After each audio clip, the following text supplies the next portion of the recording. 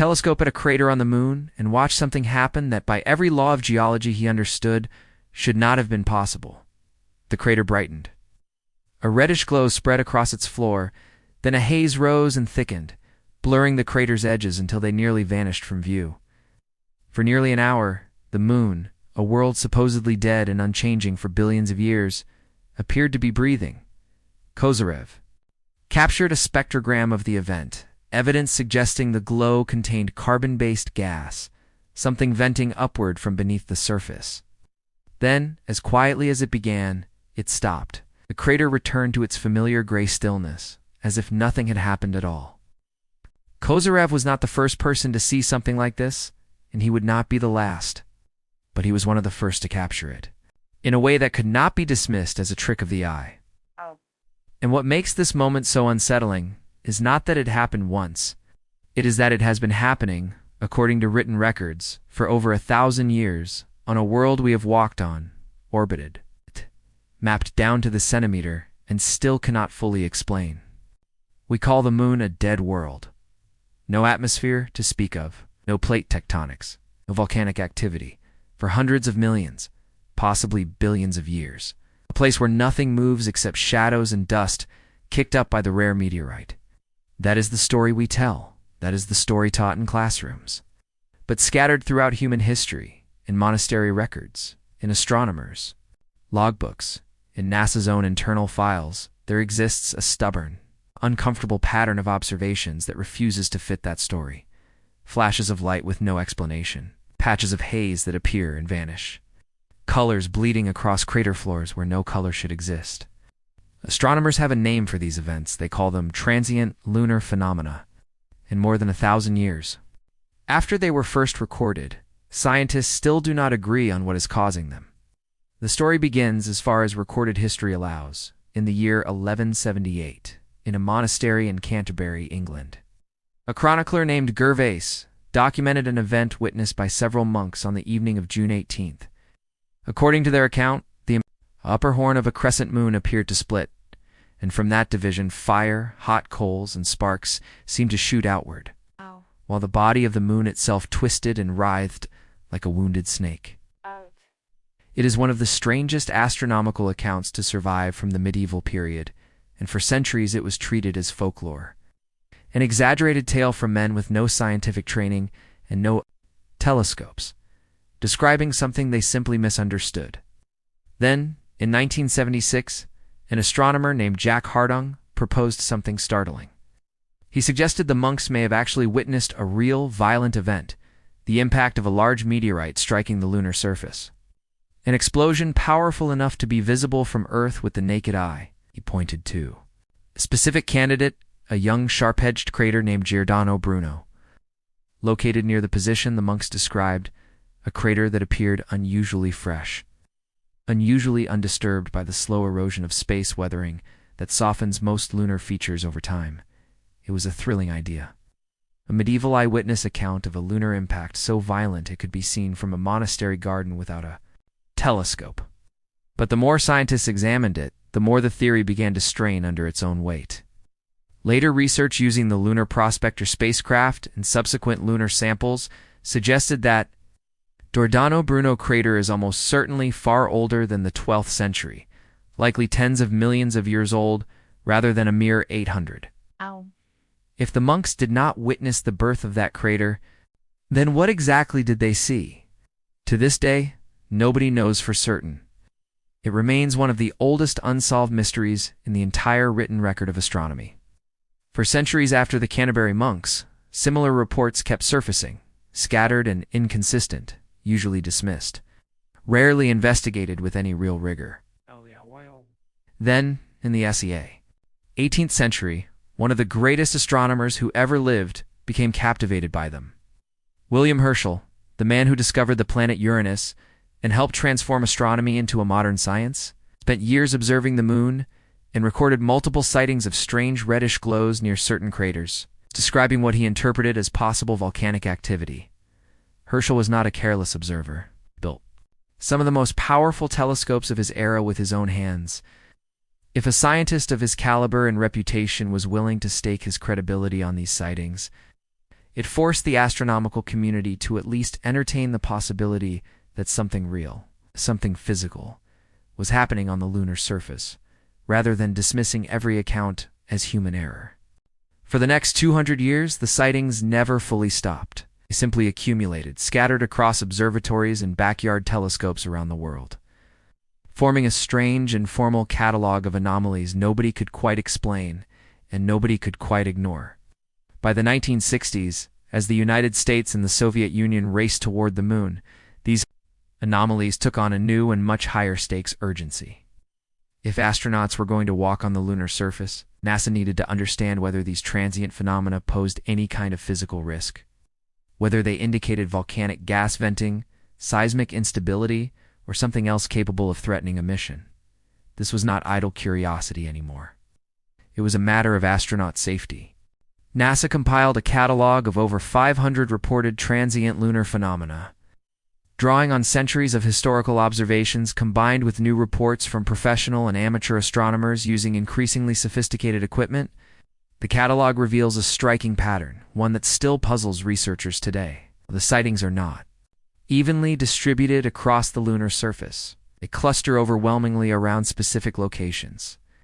Most notably, a crater named Aristarchus in a nearby region called the Aristarchus Plateau, along with the crater Kepler. Aristarchus alone accounts for a substantial fraction of all recorded transient lunar phenomena. In the historical catalog, a level of concentration that is extremely difficult to explain if these events were simply the product of observer error, atmospheric distortion, or imagination. Random human mistakes should be scattered randomly across the moon's visible surface. They are not. Something about this particular region seems to make it more prone to producing these anomalies, and this fact alone has kept the mystery scientifically respectable rather than dismissible. Then, in the late 1990s, NASA's Lunar Prospector spacecraft delivered a discovery that gave the entire mystery a startling new piece of physical evidence. The spacecraft detected radon gas, a radioactive element produced by the decay of uranium. It's emanating from specific locations on the lunar surface. It's concentrated notably around the craters Aristarchus and Kepler, the very same regions responsible for the highest concentration of historical transient lunar phenomena. Reports, this was not folklore. This was not a trick of human perception. This was a spacecraft, orbiting the moon with scientific instruments, detecting real gas actively escaping from beneath the lunar surface in the exact locations where observers for centuries had reported strange glows and hazes. Suddenly, the ancient sightings did not sound so much like superstition. They sounded like they might be describing something real, something the moon itself was doing quietly, sporadically, largely unnoticed by a species that assumed its nearest neighbor in space had gone silent and still eons ago. So what physically could actually be happening? Scientists studying transient lunar phenomena have proposed several possible explanations, and it is important, and it remains genuinely an open scientific question, not a solved one dressed up for dramatic effect. One leading hypothesis involves outgassing, the release of trapped gases from beneath the lunar surface, potentially escaping through cracks and fissures created by the moon's interior, slowly cooling and contracting over geological time, or triggered by the kick-up fine lunar dust, creating a temporary haze bright enough to be visible from Earth through a telescope, then settling back down once the venting subsides, exactly the kind of transient glow observers have described for centuries. A second hypothesis centers on electrostatic phenomena. The lunar surface has no protective atmosphere, no magnetic field strong enough to shield it, leaving it directly exposed to a constant stream of charged particles from the solar wind and cosmic radiation. Scientists have proposed that this exposure could cause fine dust particles on the surface to become electrically charged, repelling each other and lifting off the ground in a kind of levitating dust cloud, particularly in regions near the boundary between lunar day and lunar night, where the electrical charge differential across the surface is most extreme. Such a cloud, catching sunlight at a particular angle, could plausibly create the kind of shifting glow and haze reported by observers across hundreds of years. A third, more mundane but scientifically important explanation involves simple meteorite impacts. Small strikes on the lunar surface can produce brief flashes of light. Modern astronomers using sensitive video equipment have successfully recorded numerous confirmed lunar impact flashes in recent years, providing solid, unambiguous evidence that at least some transient lunar phenomena reports throughout history were likely nothing more exotic than small space rocks colliding with an airless world at extraordinary velocity. The honest scientific reality is that transient lunar phenomena are very likely not one single mystery with one single answer, but an umbrella term covering several genuinely different physical processes, some well understood, like impact flashes, and some still poorly understood, like the reddish glows and hazes reported near Aristarchus that first captivated William Herschel over 2 centuries ago and were later chemically hinted at by Kozarev's 1958 spectrogram. What makes this story remarkable is not that scientists have failed to solve it. It is that a mystery this old, this well-documented, involving our closest neighbor in space, a world we have physically walked on, remains only partially understood in the year 2026. We have driven rovers across the surface of Mars. We have photographed the surface of Pluto in stunning detail from 3 billion miles away. We have parked spacecraft in orbit around comets hurtling through the solar system at tens of thousands of miles per hour. And yet a bright reddish flicker occasionally reported inside a 250-kilometer-wide lunar crater. It's 238,000 miles from Earth. Close enough that its light takes barely more than a second to reach us, remains a subject of open scientific investigation. This is precisely why the moon has quietly become a renewed priority for space agencies around the world, not merely as a stepping stone toward Mars, but as a genuine scientific frontier, still capable of producing real surprises. NASA's Artemis program aims to return astronauts to the lunar surface for the first time since the final Apollo mission in 1972, and this time, unlike the brief high-stakes visits of the Apollo era, the goal is sustained, long-term human presence. It's an eventual base capable of supporting extended scientific research. If transient lunar phenomena are real physical events tied to gas venting or electrostatic dust activity, a long-term human and robotic presence on the lunar surface, equipped with modern seismometers, gas sensors, and continuous monitoring equipment, could finally deliver a level of direct, close-range evidence that centuries of Earth-based telescopic observation never could. There is also a deeper, more sobering reason this mystery matters, beyond simple curiosity. If the moon is still venting gas from its interior, even sporadically, even in small quantities, it suggests that the moon may not be quite as geologically dead as the standard textbook model has long assumed. Seismometers placed on the lunar surface by Apollo astronauts decades ago recorded moonquakes, some emanating from deep within the moon's interior, others considerably shallower and harder to explain, indicating that our nearest neighbor in space, Aristarchus, to the radon detected by Lunar Prospector, to the dust and haze described by observers stretching back to the chronicler Gervais in 1178, is not simply an academic exercise. It could reshape our fundamental understanding of how rocky worlds, including our own, cool, evolve, and behave across billions of years of geological time. And that is ultimately the deeper truth hiding inside this 800-year-old mystery. We tend to imagine the great unanswered questions of science as existing somewhere impossibly distant, hidden behind the event horizon of a black hole, encoded in a faint radio signal from across the galaxy, buried in the atmosphere of some exoplanet we can barely detect.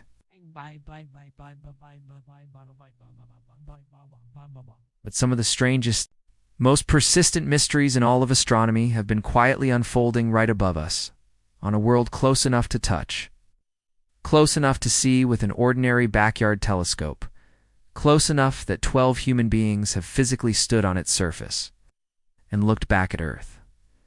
We assumed the moon had nothing left to tell us. We assumed its story ended billions of years ago, when its volcanic fires cooled and its surface froze into permanent silent stillness. But scattered across 1,000 years of human observation, from medieval monks watching in stunned confusion, to Herschel meticulously grinding his own telescope lenses, to Kozyrev capturing a spectrogram no one expected, to a modern spacecraft quietly detecting radioactive gas seeping from ancient craters, the evidence suggests otherwise. Something, occasionally, briefly, unpredictably, is still happening up there. We do not yet know exactly what it is. We do not yet know exactly why it concentrates so heavily around Aristarchus and Kepler. We do not yet know whether Artemis astronauts standing on the lunar surface in the coming years might one day witness one of these events firsthand, close enough to finally capture the definitive data that centuries of distant observation never could. But we know this: the moon is not finished surprising us. And somewhere in the coming years, as new missions land, new instruments are deployed, and new eyes turn once again toward that ancient, cratered, endlessly watched world, humanity may finally be on the verge of answering a question first asked, in stunned silence, by a handful of monks staring up into the English night sky more than 800 years ago. What are we really seeing when the moon seems to flicker? The answer may be closer than we think.